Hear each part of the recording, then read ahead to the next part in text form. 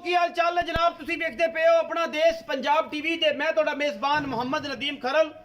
सब तो पहला अपने चैनल ਨੂੰ करना है सबसक्राइब ते बेल आइकन ते क्लिक करना है एक अच्छी ते बेहतरीन वीडियो दा नोटिफिकेशन हमेशा ही तरह भरावां ਨੂੰ ਮਿਲਦਾ ਰਹੇ ਤੇ ਭਰਾ ਵੇਖਦੇ ਰਹਿਣ। हमेशा साझी करना ਤੁਹਾਡੇ ਦੇ ਨਾਲ जनाब वीडियो ਦੇ ਵਿੱਚ ਮੱਝੀ ਚੰਗੀਆਂ ਨੀਲੀ ਬਾਰ ਦੀਆਂ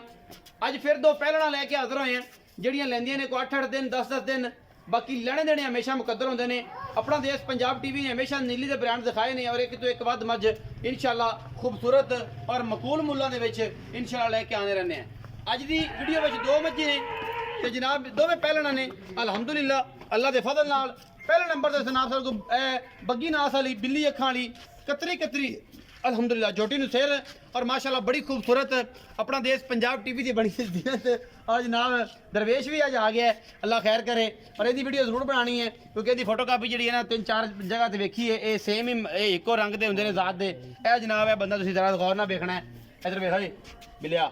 ए दरवेश भी देखना है। और बाकी जनाब पहले नंबर पर साढ़े को अज पहलन झोटी माशाल्लाह अल्लाह के फजल नाल मेले लाई फिरदी कच्छ दी बनिया जनाब हड्डियां और माशाल्लाह रुग रुग दा सोहना थन लेने देने हमेशा की तरह मुकद्दर और पिछले पैर धोते ने। बाकी मुकद्दरां दी गल है जी हर चीज़ सामने कोई ये वाधा घाटा नहीं पुत्रा वर्गी माझे माशाल्लाह और बड़ा खूबसूरत हैवाना वंड पूरी और जनाब खास नीली दी झोटी ये पहले जी माशाल्लाह थब्बे लाई फिरदी है गल्लां नाल नहीं खास दरिया दी चरण वाली जनाब ये झोटी है तुन्नी कोली तो पाक और माशाल्लाह बड़ा ही आउट क्लास पीस अखां दोवें चिट्टियां कतरी कतरी खब्बा मोड़ और माशाल्लाह झोटी दी नस्ल जात कैमरे की निगाह दे विच तुसीं जनाब आप वेखदे पे हो और तुहाडा वीर तुहानूं पूरी कोशिश नाल और पूरी गलबात नाल दिखा रहा है। झोटी नूं हड्डी एक है नस्ल जात बड़ी है झोटी नूं माशाल्लाह कन्न बुत्थी सिंगी हर पासों पूरी कोई कमी कुताई नहीं। बाकी माशाल्लाह बड़ा खूबसूरत पीस अल्हम्दुलिल्लाह जिहदे विच कोई दो राय नहीं और इंशाल्लाह सस्ते ते सवल्ले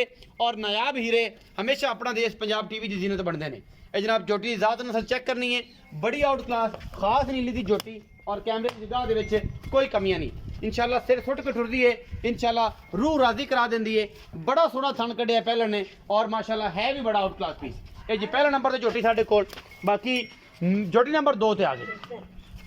झोटी नंबर 2 दिखा रहे हैं जी इंशाल्लाह ये भी पसंद आएगी। झोटी नूं जात नस्ल बड़ी माशाल्लाह कतरी कतरी झोटी नूं सेरे और तुहाडे सामने झोटी दी बुत्थी अख शाह काली गिट गिट पशम ये झोटी ते कोई धुन्नी कोल दा निशान नहीं बड़ियां जातां नस्लां वाली जनाब ये झोटी पहले ने अल्हम्दुलिल्लाह इहदे विच कोई दो राय नहीं इहदे विच कोई शक शुबा नहीं किसी किस्म दा सोहना थन कढ़िया है इस झोटी ने भी ये भी जनाब पहले ने पर माशाल्लाह रुग रुग दा थन लई फिरदी है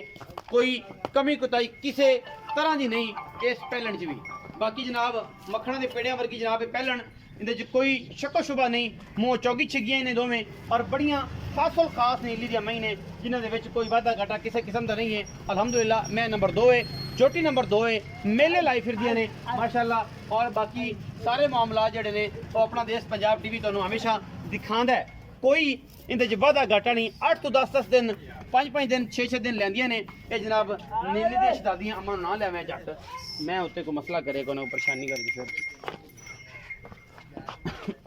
लमिया टोकर सा थोड़ा परा हो जाए जी जी डोर इन सलाम लमिया